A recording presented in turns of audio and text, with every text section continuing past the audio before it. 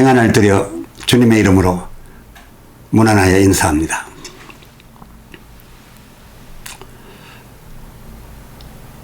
성찬 수찬 시리즈, 오늘 그 제목은 성찬의 잔, 이름이면 징계의 잔이라는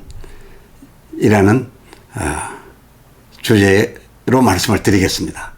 본문은 고린도전서 11장 26절로서 29절 읽겠습니다. 너희가 이 떡을 먹으며 이 잔을 마실 때마다 주의 죽으심을 그가 오실 때까지 전하는 것이니라. 그러므로 누구든지 주의 떡이나 잔을 합당치 않게 먹고 마시는 자는 주의 몸과 피에 대하여 죄를 짓는 것이니라. 사람이 자기를 살피고 그 후에야 이 떡을 먹고 이 잔을 마실지니 주의 몸을 분별하지 못하고 먹고 마시는 자는 자기의 죄를 먹고 마시는 것이니라. 아멘. 많이 접하시게 된 본문입니다. 요약해 보면은 그 27절 상반절, 그러므로 즉 주의 죽으심에 대한 기념함이 없이 먹고 마시는 것이 큰 문제라고 했습니다.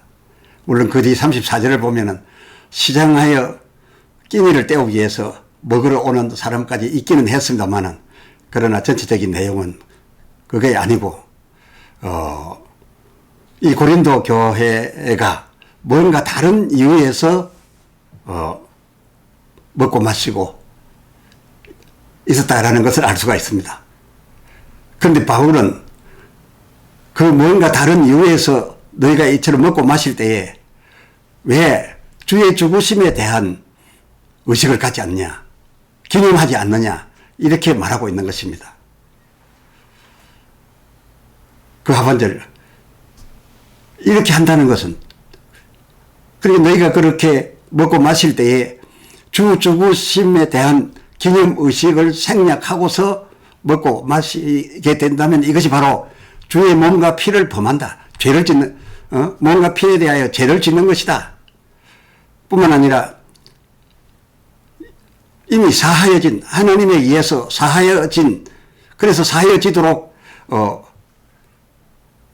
짐승의 죽음이 제단 위에 올라갔고 하나님 앞에 드려짐이 되었음에도 불구하고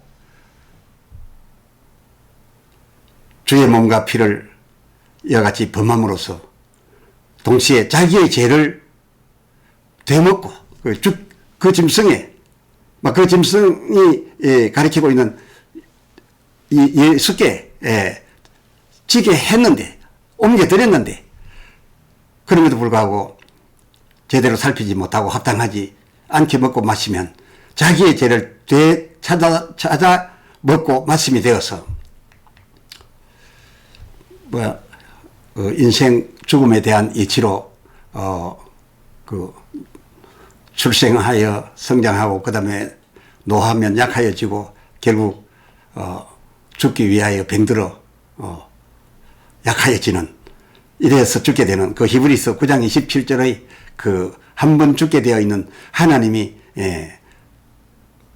세우신 그 이치, 이 이치에 따라 그렇게 병들거나 죽는 것이 아니고, 앞에서 말씀드린 바와 같이 이 성찬에 참여하여 먹고 마시면서 거기에 주어진 바 갖춰야 될 바를 다 갖추지 못하면, 즉 주의 죽으심에 대하여 기념하지 아니하고 왜 죽으셨는지 따지지도 아니하고 그저 다른 목적에서만 그렇게 먹고 마시게 된다면은 자기 죄를 되마셔서 결국은 정상적인 죽음이 아닌 그 30절 보면 너희가 아직도 그러지 말아야 될 때에 약한 자가 되고 병든 자가 되고, 그리고 그 이치에 따라 죽은 것이 아니라 그저 미리 죽어서 잠자는 자, 죽은 자가 되어 있는데,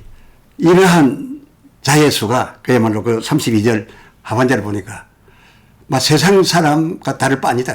세상 사람들이 이같이 되는 것은 그것은 뭐 그렇게 정상적으로 가게 되어 있는 것이라 라고 할 수 있겠으나 그러지 말아야 될 너희가 세상 사람의 버금이거나 오히려 세상 사람보다 더 많이 약하고 병들고 죽어 있다. 이렇게 본문은 말하고 있습니다. 이 참으로 어마한 일이 아닙니까?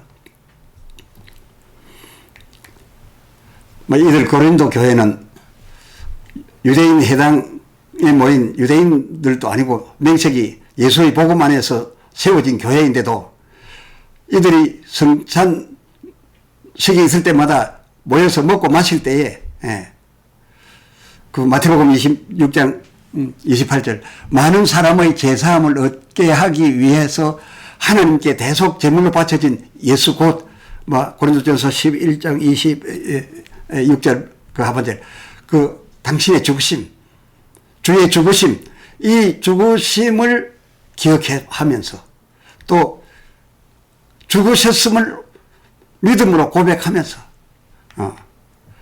그 기림 그러니까 기념을 하라고 했으니까요. 이건 기념은 역사적인 사실에 대하여 기리고 확인하고 기념을 하는 것이지 그것을 무슨 행품이 있는 것처럼 갖다 먹고 마시고 하는 뜻은 아닙니다. 그러는 뜻은 아닙니다. 기념을 안 한다는 뜻이었습니다.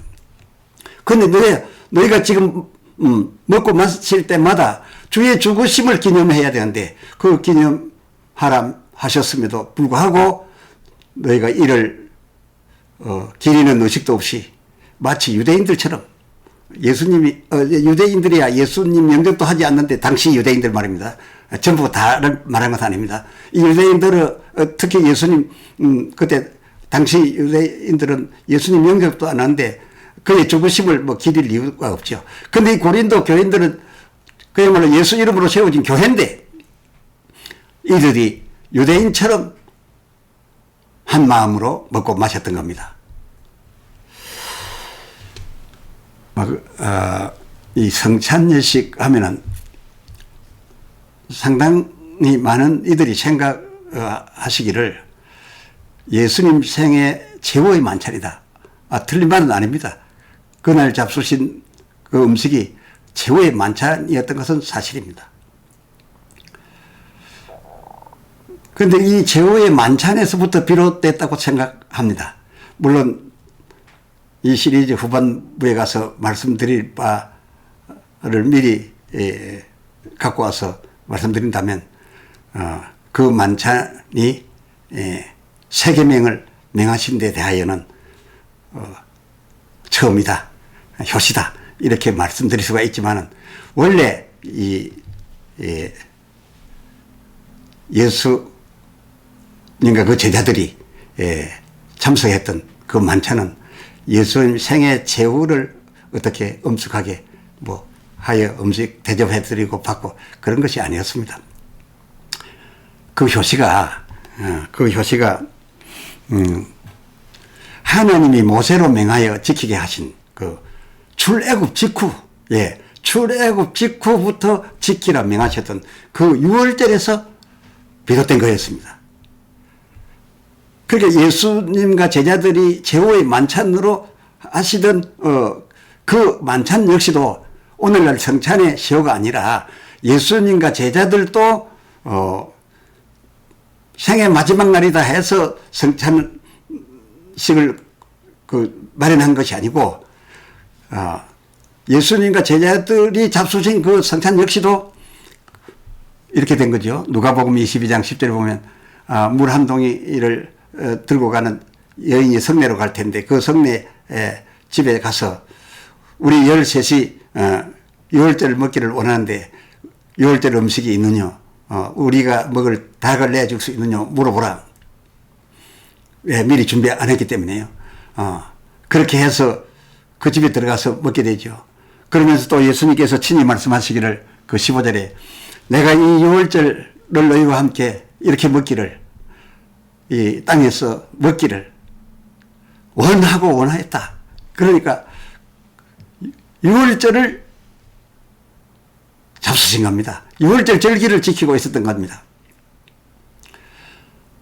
그리고 이 유월절 절기는 고린도전서 11장 26절 주 다시 오실 때까지 전하여져야 된다라고 했고, 그리고 이 절기를 지켜서 먹고 마시는 이 절기 의식을 행하는 일이야말로 마태복음 26장 29절 그 중간절 보면 예수님의 말씀입니다. 하늘 내 아버지의 나라에 가서도 나와 너희들이 또한 계속해서 먹어야 된다.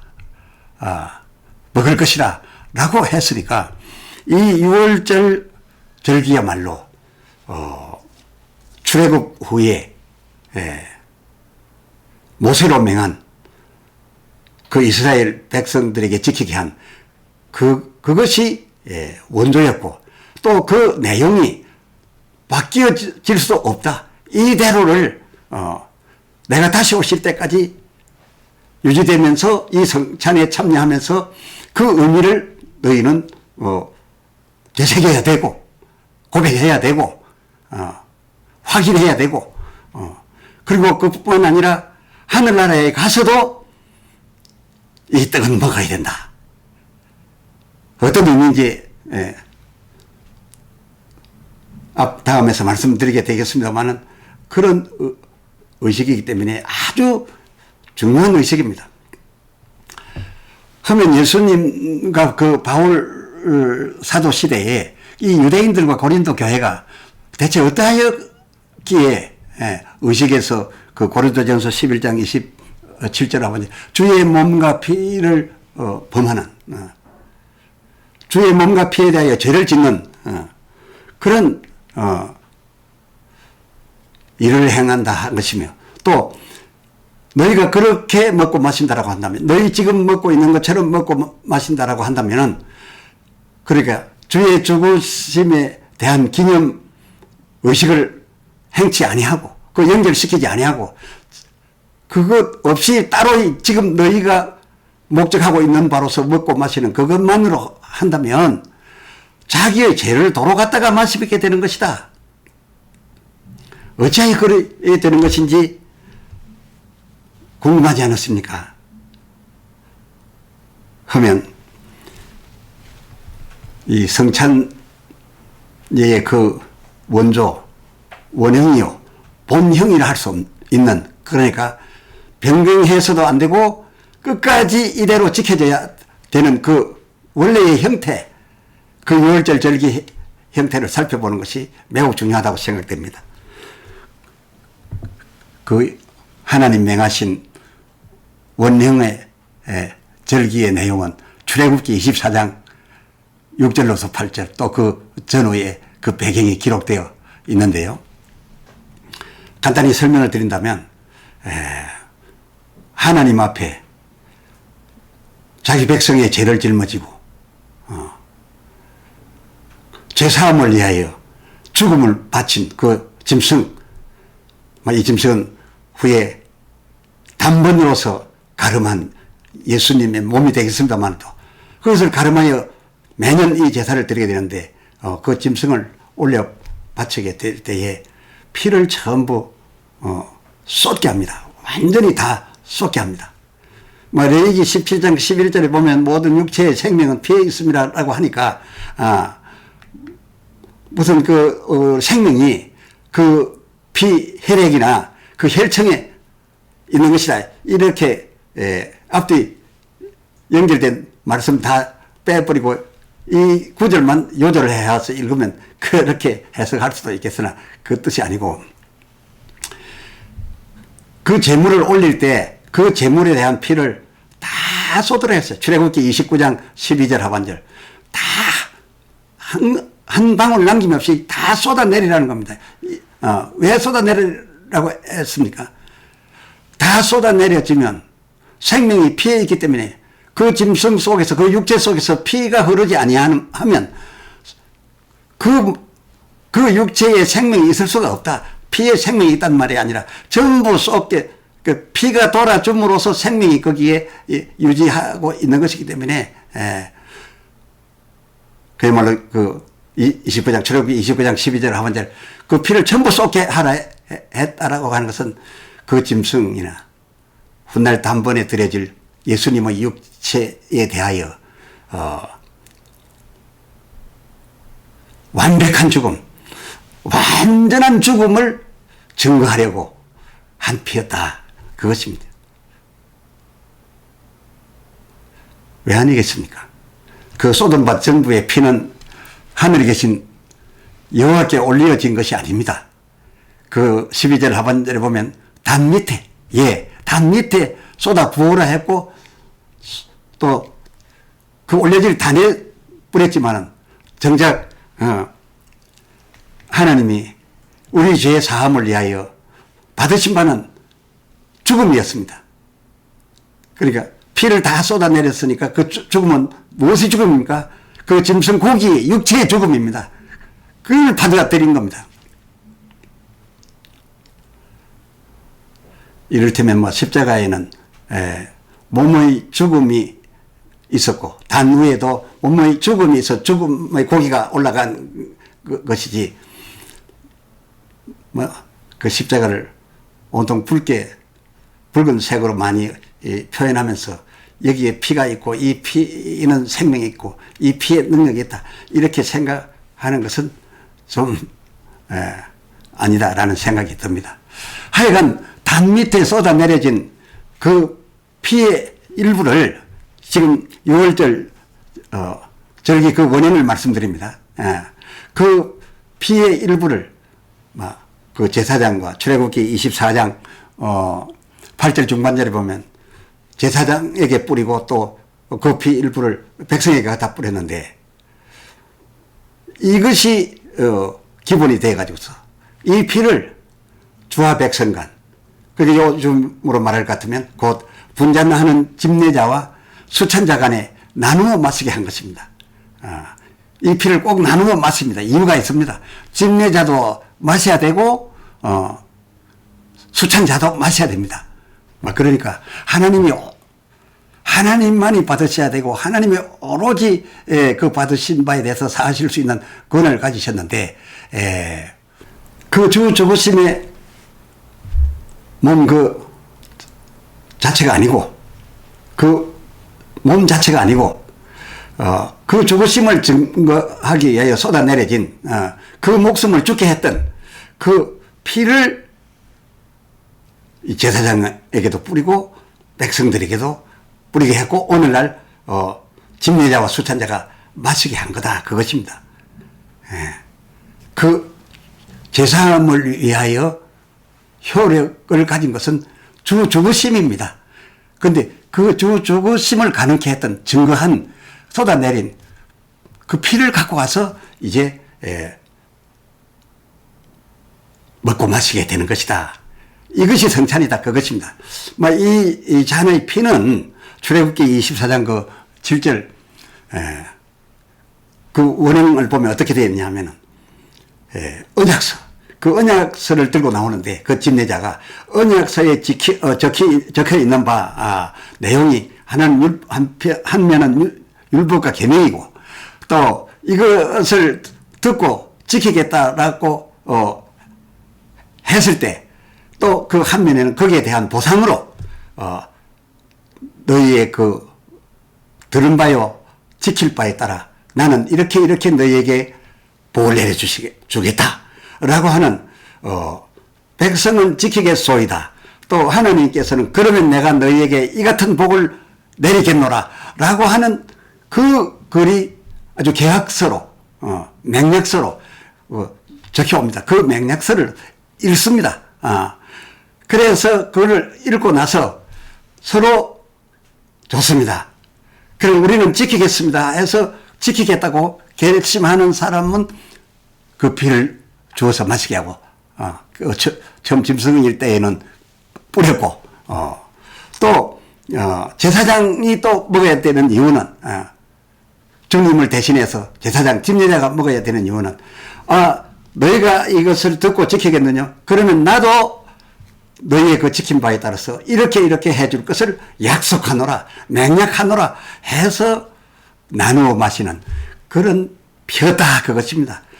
하나님께서 6월절 절기로서 맹하신 그 원형과 개념이 그리 된 것이다, 그것입니다. 우리가 생각하는 것처럼 그 피가 우리가 지금 성찬에서 받고 있는 그 피가 죄사함을 위한 주 죽으심과 그 받으심, 그것은 하나님의 영역이니까 그것을 하나님의 영역으로 들어간 것을 죄 올려드리고 하여 주신 그 하나님의 고유권 안에 들어가 있는 그것을 도로 갖다가 우리가 그런 의미로서 그리 여기고 먹고 마시는 것이 아니고 그 일을 위하여 죽음을 증거한 그 피를 먹고 마시는 것이다. 그것도 이유가 뭐냐? 서로 지키겠다. 계명 지키겠다. 그럼 지키면 나는 너희 하나님이 되어주겠다. 이런 이제 그 약속서를 읽고 동의하고 반드시 지키겠다고 맹약으로 먹고 마시는 피에 해당되는 것이고, 반면 그 피가 딴 데서 나온 것이 아니라 바로 우리의 제사함을 위하여 하나님이 받으실 바 그 몸에 죽으신 바로 그 죽으심의 몸에서 나온 피로서 우리는 지금 있는 언약서의 약속을 하고 먹고 마시고 있기 때문에 그 피가 어디서 나온 것인지를 알고, 이 피는 하나님이 우리 죄 사하기 위해서 당신의 아들의 죽음을 받으셨다 라고 하는 것을 반드시 기억하게 하기 위하여 그 피를 쓰라 했던 것입니다. 그래서 반드시 너희가 그 계명 지키고 복 받고 하는 그것을 위하여 먹고 마실 때에 그보다 앞서 기본적으로 해야 될 것은 무엇이냐? 주의 죽으심을 기념하라. 하나님이 받으시고 우리 죄 사하신 것을 기념하라. 감사하라. 그리고 난 다음에 너희가 계명을 지키면 하나님이 또한 지켜주실 이 약속의 피를 나누어 마실지니라. 이것이 기본이었는데 예수님 당시에 유대인들을 들어와 그리고 이 고린도 교회가 정말 핵심 가치인 주 죽으심에 대한 또 하나님의 사하심에 대한 그 크신 은혜와 사랑에 대하여 기념을 하지 않고 그냥 내가 이거 지켜서 하나님으로부터 지켜주심 받아서 나라 이루어 새나라 백성이 되겠다. 창고가 넘치도록 복을 받겠다. 이것에만 관심을 두고서 먹고 마시고 있었기 때문에 이것은 그야말로 주의 죽으심의 그 몸과 피를 범하는 것이다. 거기에 대하여 죄를 짓는 것이다. 뿐만 아니라 그 기념함이 없이, 그 기려서 기념하고 신앙을 고백함이 없이, 그 확인함이 없이 그와 같이 먹고 마신다 라고 한다면은